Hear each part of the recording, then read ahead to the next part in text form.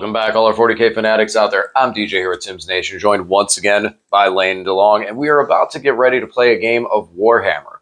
But before that, this weekend, Lane traveled to Cincinnati for Cag Bash. And we want to take a minute and talk about that event. This GT was a 5-round GT over 2 days, and just talk all in all about how everything was. Kick things off.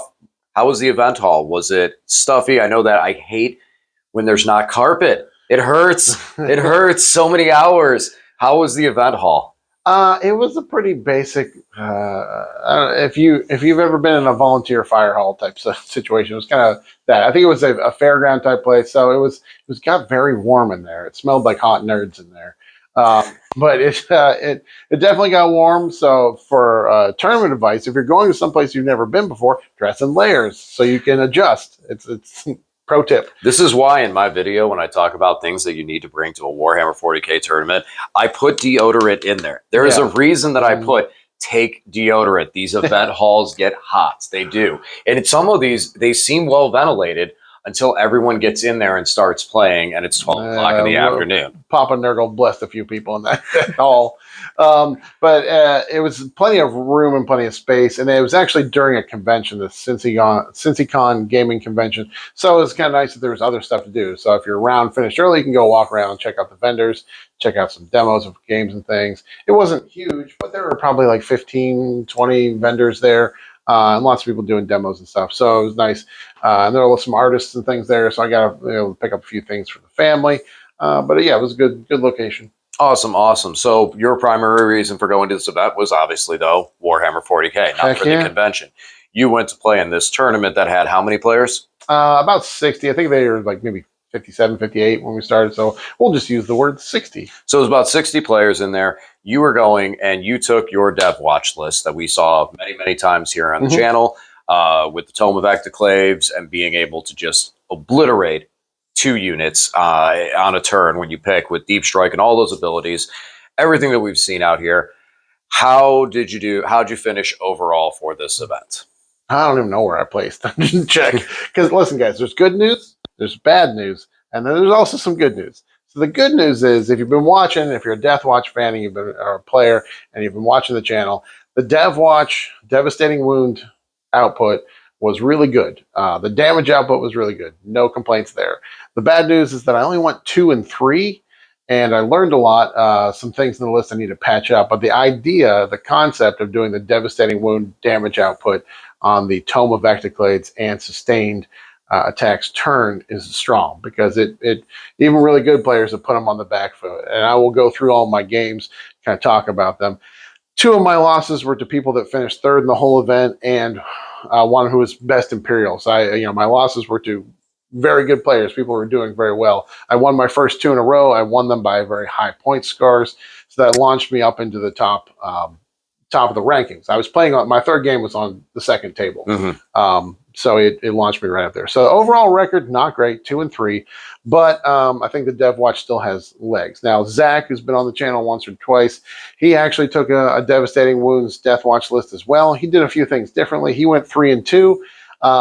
He had a loss to an orc list that had 2 gargantuan squigoths. It's not the kind of thing you usually plan for. Right. Right. Squigoth meta. You're not building into that, so it's kind of surprising sometimes.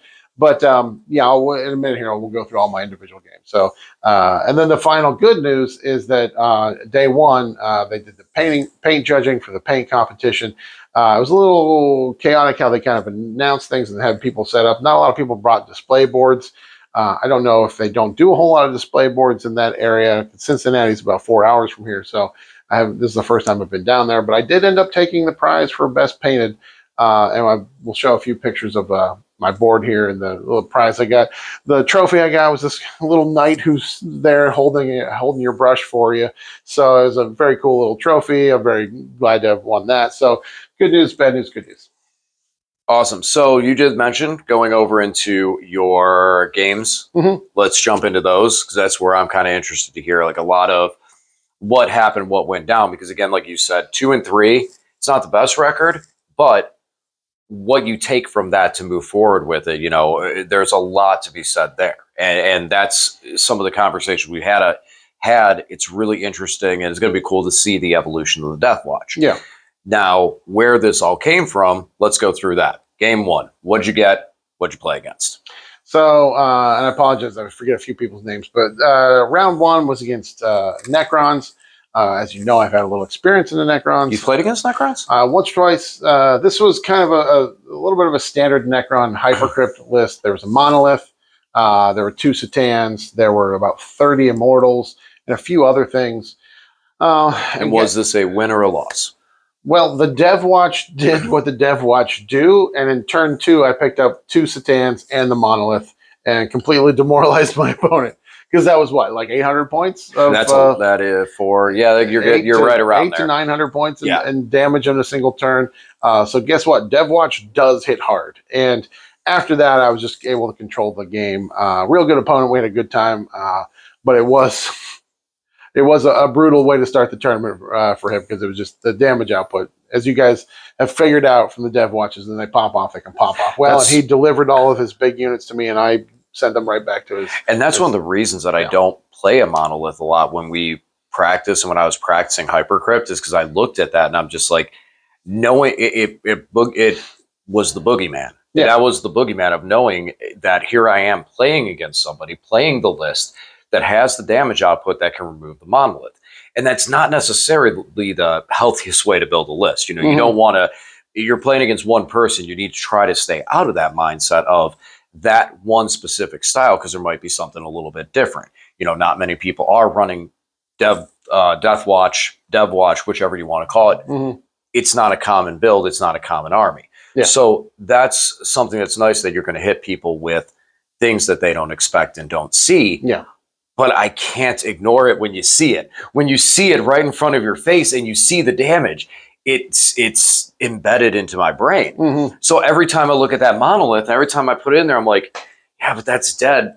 That's Thanos snap dead. That's that's a beautiful pyramid. It'd be a shame if someone blew it up. And I picked it up with Eradicators, so not dead wounds. And he did put the 4-up invuln, but I had 12 Eradicators on my list. So it was still enough. Even with the 4-up invuln strat he put on, it was still enough to pick it up. So he had gotten close to me, so some Eradicators were able to get out of the transports and being within melter range, so they were able to get extra damage. That's crazy. That's messed up. So but good thing was you do have a lot, like all jokes aside, you do have a lot of experience in the Necrons, so you are able to know positioning, zoning. You've played against hypercrypt. We've went through the gauntlet on that for a while. That's why I took Infiltrators. and Grey Knights as well. Similar style. So game 2. What'd you get game 2? This was Eric Blount, I believe his name was. Real good guy. We had a great game. I appreciate.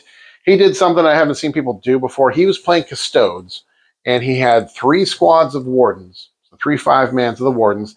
These are the ones that don't really have any additional damage output abilities. They have defensive abilities. So when they're led by a character, they're neg-1 to wound. And once per game, at the start of a phase, they can just pop up a 4-up feel no pain to anything. That's any real damage. Strong. So they're the ones that are super durable. So he had 3 squads of those, and then he had 1 squad of just a regular Custodian Guard with Kyria Draxus on there to make them untargetable outside of 18. Then 2 of the Venatari squad. Kyria's Drax? Where does that come from? Kyria is an Inquisitor. What she does is she can join any battle line unit in the Imperium. In your command phase, you roll a d6 on a 2-up. Her unit cannot be targeted outside of 18. So it gives you kind of a semi-lone op thing. Also, she joins the Custodian Guard because the Custodian Guard, whenever they shoot, once per game they can shoot twice, and she's got a pretty good gun on her, actually 2 good guns.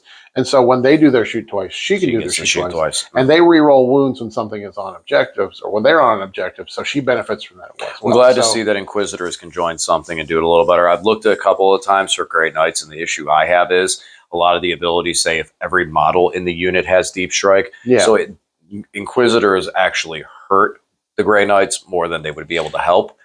So that bothers me. I thought about looking at it a little bit with AdMech, but only time will tell. We'll see. So was this a win or a loss? So this was a win. This one, Zach and I have we have practiced Custodes a little bit with our DevWatch, because Custodes, thanks to the balanced data slate update, Now their 4-up Feel No Pain to Mortals applies to Death Wounds as well. So they are kind of a hard counter to what we do in some ways. And I was still able, just through the volume of devastating wounds. He didn't have any vehicles, so I could still put the Eradicators into a tome target when I pop Tome of X-Blades and reroll all hits and all wounds still. And even though he spiked his 4-up invulns and his 4-up Feel No Pains really hard, I still was able to do a lot of damage. And turn 1, he had gotten area denial, and he moved some wardens in the middle of the table. Luckily, with just the repulsors, I was able to pick that squad up.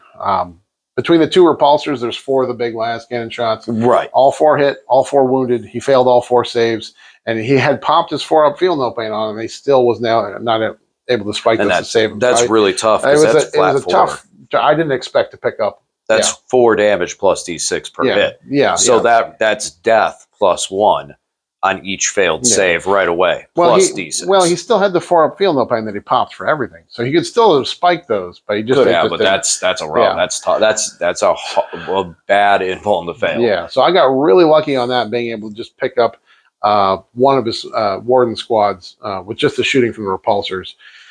And then when I popped off Tome in the next turn, because he moved 2 warden squads out, the Eradicators, the Deep Strike, the 6-man Eradicator brick, rerolling all hits and wounds into Warden Squad. They only picked up 1 Warden because he had bad rolls in that first turn. In the second turn, he spiked his 4-up saves, and the most it got through, he spiked his 4-up Feel No Pains.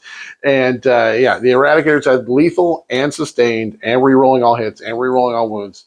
I only got 1 of them. Still was able to chew through half of that squad and picked up another Warden Squad. And because they were Tome, when they moved in his turn, I did Overwatch and finished the squad off. So Eric was a great opponent. There are so many rules in the Custodes army that are once per game. He had tokens made to put on units to show when they had used their thing, which I really appreciated. Like I told him that. Like, I appreciate the fact that once his wardens pop their 4-up Feel No Pain to anything, he put a little token out to say they've used it. And I was like, oh, it was very nice, especially because it can be kind of confusing. I had played my Custodes, so I'm familiar with them. Other people might not be familiar with them. So great sportsmanship from him to make sure that he's courteous to his opponents. So I appreciate that. That's one thing, actually, I've been meaning to, and hearing that this week, I'm probably going to make something. I want to talk about some of that tabletop etiquette of things that you can do. And it's not just only for you, because you don't see it as much, but Lane can verify. A lot of times we play, and when we're playing, I have poker chips all over the table. And I have them sitting off here, and I take these poker chips with me to tournaments too. And I don't write anything on them. I don't mark them. If you need to, go right ahead and do so. Get a Sharpie, mark on some of the lighter ones. But when you keep them consistently, the last game that we played, I had 4 Immortals that all had Resurrection Orbs. So I took these ones, which were from an event, that are a little more glowy, put them underneath one of the Overlords, and I said, these are my Resurrection Orbs. So once I used it, I pulled the chip out from underneath. We move on with it. But yeah, doing stuff like that, it's great for your opponent. It shows great sportsmanship, but also it helps for yourself too, especially when you're learning an army. Because if you do forget to use an ability, you're like, no, I didn't use it on that unit. It was this unit over there. I've had that happen to me. And I'm like, oh my gosh, I won the game right there just by doing it. I did everything except turn the switch on, except flip the switch on. That one thing. So that's always good. Eric was a great opponent. Unfortunately, 2 rounds later, he had to play against Zach, who, as I mentioned, also took a DevWatch Devastating Wounds list. Zach's list has the Devastator Centurions in it. Zach tabled Eric in 2 turns. It turns out that the Devastator Centurions do really well into Wardens, even when they pop their 4-up Feel No Pain. Just a massive number of shots. Epic foreshadowing. We're talking about Devastator Centurions. There's no reason that we're talking about them. Epic foreshadowing to the future. I don't have any pains up or anything. Yeah, none sitting at home ready to come over here in about a week. But then on the round 3, I played against Benson. Benson's a local guy to the Cleveland area. We've played several times before. He's a good guy. He's always a good opponent. He always makes sure to explain everything that his army does, so I appreciate that. He was playing demons. They lowered the points on the Great Unclean ones, so he takes Be'lakor, 3 Great Unclean ones, and Rodigus, the Great Unclean one named character.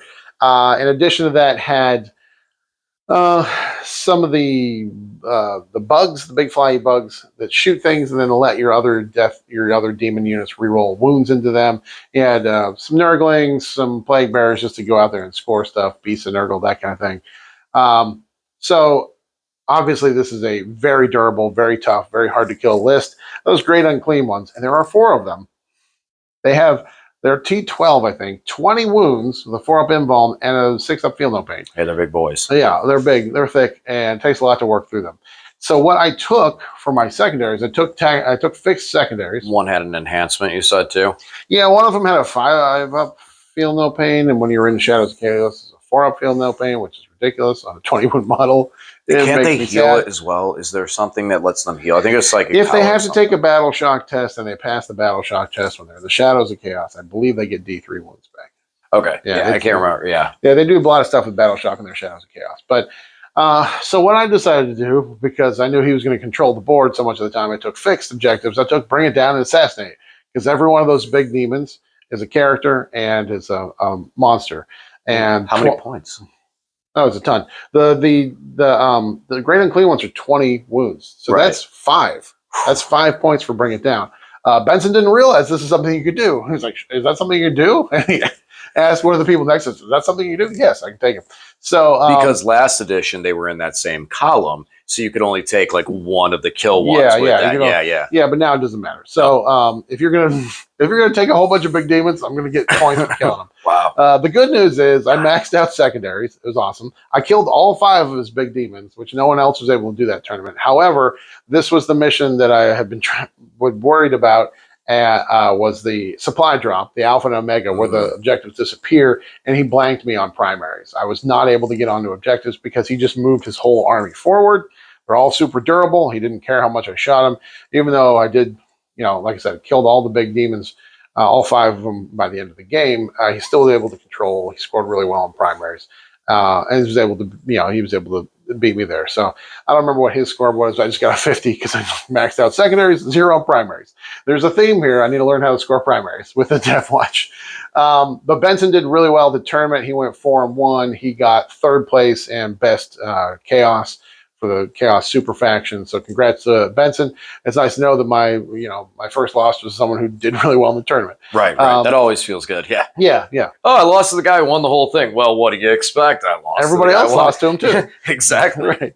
Then my next opponent was Conan, and he was playing Black Templars, but in the Gladius detachment, and 2 Land Raider Redeemers, 3 squads of Sword Bros, 6-man aggressor brick with the fire discipline enhancement on the apothecary biologist, so they can shoot and kill anything, and then some impulsors, some things, some transports are all the Sword Bros, the 5-man Sword Bros. Hellbrecht was in there, the captain in there. So basically, he came out with the aggressors, and they did their fire discipline thing where aggressor shooting picked up one of my repulsors.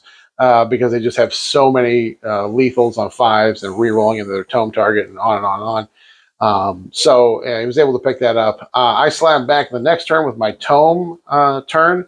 I picked up the aggressor squad and the 2 land raiders. So he took a step back and went like, "Oh wow, I didn't realize that was going to happen." I didn't realize the salt cannons would pick up a land raider because of the dev wounds. However, with positioning and everything, he was able to. He still had the 3 squads of the Sword Brethren, and they are just so strong. They hit so hard, and I was not able to. It was a relatively close game, but he did beat me in that one.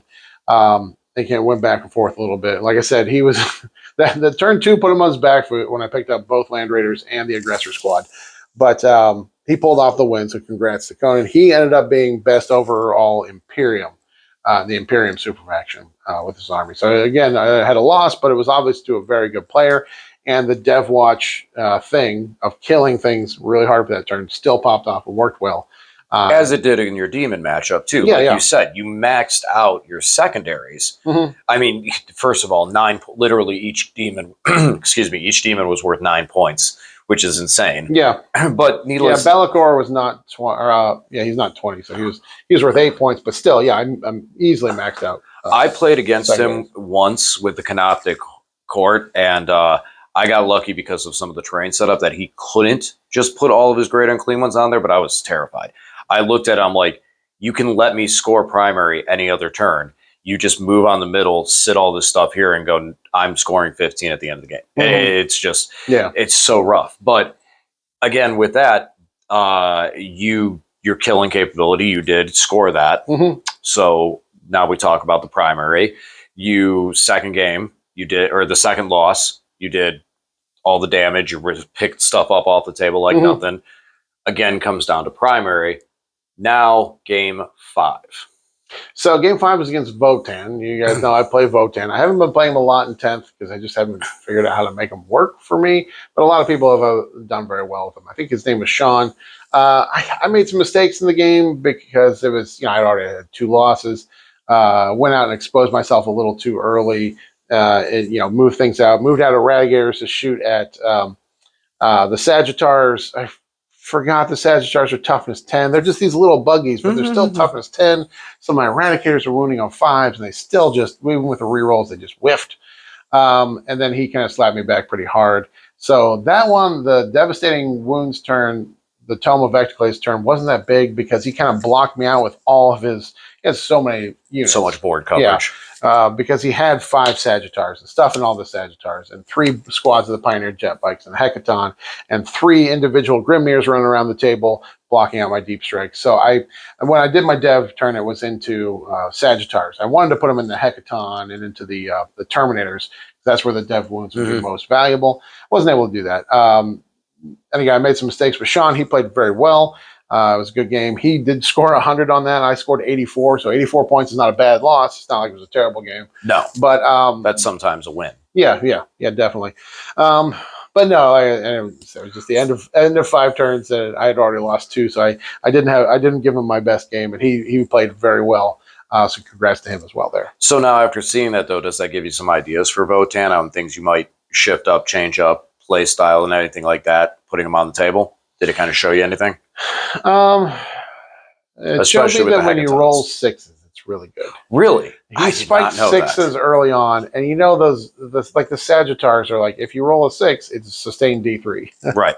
On a very high strength 12 gun, and you're getting +1 to wound anyways with a judgment token. So it's not like his dice were amazing through the whole game, but in that first 2 turns, he did spike a lot of 6s. When his Hecaton fired, it got 2 6s with a conversion beamer. So 2 shots gave him 8 hits with a strength 10 flat 4 damage gun. It just shredding everything I had. So it definitely spiked the dice early in the game, and we both agreed that was pretty brutal. You're also aware of the, don't worry, I am aware of the D3, sustained D3. Remember when I overwatched your Whirlwind, I couldn't hit all game. Yes, thanks, DJ. I just told you about my losing record at a tournament, and then you're going to tell me, remember that one time when I destroyed you with the monolith? Yes, well, then I'm going to do you the honor. I do remember that. Then I'm going to do you the honor of segueing over into the more important thing, and that is, Lane, you do put this terrain is painted by you. Your Votan looks great. Your Custodes look great. Your DevWatch has been a big project. Regardless of any of the other technicalities, you bring a very nice army. And again, we'll post up a picture of it real quick. And to go home and you finally have received a trophy from 40K. No, I've had trophies before. I thought that was your big thing, was you're like, I want a trophy. Oh, I do. I want a trophy. I want a trophy for playing 40K. Listen, just because I got one for painting. I've got a bunch of them for painting. Okay. I do have, because remember at the Trip C a couple years ago, I got best painted for the Votan. Oh, that's right. I've gotten a couple trophies from the Armies on Parade thing at the GW store in Mayfield here. So I'm very proud of the fact that I've done it. So I don't want to sound like I'm complaining about I'm getting the wrong kinds of trophies, guys. I want a different kind of trophy. I got different prizes. No, I didn't want a blue Ferrari. I wanted the red Ferrari. So I got a nice trophy for the paint, and I'm very grateful and happy for that. It is a cool looking trophy. They also gave me they're sending me a whole bunch of the Too Thin Coats paints. They're giving, as part of the prize support. That's very cool as well. They're very generous, very nice. I don't want to make it sound like I'm not grateful. No. I'm still on my quest to win a trophy for playing 40K. Not for painting. And the thing is that I gotta say, it's one of the things that I kind of pick on him for a little bit, and just we joke about it, because he'll go to 8 or 9 RTTs, Oh, I won. all local. I and won he'll 6 win or all 7 of them. RTTs last year. And then I usually typically only go to GTs, Mhm. but then it'll be a slow weekend. I'll be like, you know what? I got the weekend off. I'll go play in this RTT. And it just happens to be that one weekend I go, I play in it, I win it. And it's like, oh, cool. You're giving out trophies this week. It's like, why? Why was there no trophy? And it's nothing to the TO. It's just when we did the ironic. team event, we won the best overall for the team event. There's no trophy for it. We got prize support, we got store credit, which we will not complain about. But it was like, this is kind of a big deal. Everybody came together for it. It was a 3D printed trophy. But so I'm still on my continuing quest to get a trophy for playing 4K. We'll see how it goes this year. DevWatch is still strong. I'm going to tweak and try some new things. Again, the damage output is there, and it surprises the heck out of your opponents and allows you to put the damage into anything you want. Now it's just a matter of getting on the primaries early, getting out there and scoring those primaries and also secondaries while keeping your opponent on the back foot. So, I'll keep you guys updated. We'll try a new list in a couple weeks. There's some things I got to build and paint. There's the next version of DevWatch is coming. Definitely, yeah. The prize support out North Coast was great. I mean, that tournament, that was definitely great for it. But I understand now where it's at for Lane, because it's just like you win 9 out of 10, and the one that you lose is the one that there's a trophy. It's like, Right. why? So, but no, because Josh and those guys, that was a great event. I had a lot of fun with that. It was really well run. It was really fun. This is the first time I've ever seen anything like that local. So it's obvious. I'm not complaining about that. It's great. Do it again. You don't have to give me a trophy. It's fine. No, it's just me constantly harassing Lane just because we can make this joke about it. But I would like to try and get some more team things on the channel as well, just for some fun. Like you said, we got DevWatch inbound. You have some nasty that you're probably going to be bringing here very soon to start testing out for the next level of it. And do you want to give any teasers on this? Because we have alluded to the fact that you said primary missions were primary scoring was an issue in specific missions. Not all of them, but specific missions. Ones that are popular enough to draw your attention. So what is your general feeling and direction? If you don't want to give too much, give kind of an idea. You guys gotta stay tuned. I'm not going to give it away right now. So there's stuff coming, trying some different stuff. And with the DevWatch, a lot of times it's stuff that's not necessarily the meta because DevWatch just works differently. So it's kind of fun because it's not the same thing that everyone else is playing. Okay, so working backwards. Other than Devastator Centurions will be part of the list. They're very meta. Yeah, we kind of got that. Because they're good in DevWatch, because DevWatch does have the teleport strat, so I can pick them up and scoop them around the table so they can get eyes on targets. So that's definitely part of the meta. Working backwards, was there anything that you feel like, what do you feel like the hindrance is in your current list that's probably going to be the stuff that will get removed for some of these other aspects and other aspirations you're going to bring in there? So tell us what's coming away from it to build towards this. So the Terminators are great because they deep strike and they're durable. And they have, the 5-man squad has 18 assault cannon shots. So 18 and you spent the time time getting all those assault cannons. And I got them and built them and painted them. So they're, of course, now they got to come out of the list. And there are good things about the Terminators, but part of it is they're kind of expensive at 210 points. And they're slow with their 5-inch movement. They don't have any ability to do any kind of advance and shoot, advance and charge, anything like that. And they often just whiff in combat because a lot of armies can make it so that you're -1 to hit in combat, and the Power Fists go to hitting on 4s, the Thunder Hammers go to hitting on 5s. Like when I'm playing Custodes, when I charge Custodes, Custodes, their Kata can just be like, well, you're going to be -1 to hit, which makes them really whiff. They're only AP2 on all those things, so if someone armors or contempts or something like that, it's hard to find. Well, we experienced this in our last game against the Immortals, where you had, because of Xeris, you had armor of contempt on them all the time. Yes. So I'm punching Immortals and barely doing any damage because it's only AP1. And you're so just average dice. They're not that impressive in combat. And 1 defensive buff, -1 to wound, -1 to hit. Yeah, it just tanks their damage output. So, and anything like punching into the Black Templar Sword Brethren, they're 3 wounds apiece. So it's just like you gotta get 2 through there, and it just takes so much to make that happen. So I'm gonna try some things without them because I just need more speed and agility. And I'm not gonna spoil anything yet. We'll see. We'll come back in a couple weeks. I got to do some more modeling. Are your tanks, our big stupid tanks, sticking around? Probably not. Aw, no more big stupid tanks. Yeah, they're neat. But there are too many times that all their piddly shots are meaningless, and too many times that the big last cannon shots just miss. Like sometimes they pop off, like in that Custodes game we talked about, but sometimes they just miss. You just roll a couple ones and twos, and you're like, well, that's it. They didn't do anything. So I said this in my army video for today, which this will be at this point it'll already be out. So one of the things I felt with a lot of those tanks, the Land Raider, is it's kind of evolved into a different style of what it does, as opposed to what the Eradicator being more of the repulsors, excuse me, being more of gunships, where the Land Raider is kind of big, bulky transport, more on that side of it. The one that you brand the Executioners, those ones I always felt, those ones are the ones that bother me the most because I feel like they have such a good rule. Why wasn't it just on the Predator tank? Why is the Predator tank so trash? And the only place that I see the Predator tank actually be effective is coming out of Chaos. And it's really just disappointing because the Predator's been around for so long and I'm getting nostalgic. And I don't like the flying shoebox. You don't even have any Predators over here. Why are you complaining about? Stop it. Stop it. Right, stop it, Lane. I don't have Predators. You don't have Predators. Okay, that was a good video. Hey, I'm going to be playing. Hey, I'm looking at them for World Eaters. Okay. I'm looking at them for World Eaters. That's the only problem, though. I don't want to really invest in some of that stuff. Then the book hits, and I want to build up the World Eater portion of it first before I get into, okay, this is a Chaos piece. What happens if this goes away? You know, if they start building. I don't think they will. You still have access to Predators out of Death Guard. You see that stuff still has access out of Zench. Those guys have at least a bigger model line. I think that World Eaters will probably keep that stuff, but who knows? Either way, I'm getting kind of itchy to start playing some 40K. Yeah, let's do it. Ready? All right, guys. Well, that about wraps this up. Lane, thank you for all the information from it, especially if you guys have questions on some of the stuff that goes on GTs and anything goes on with the GT, please leave a comment down below.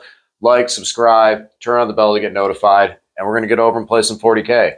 As always, thanks for watching, and we'll talk to you again soon.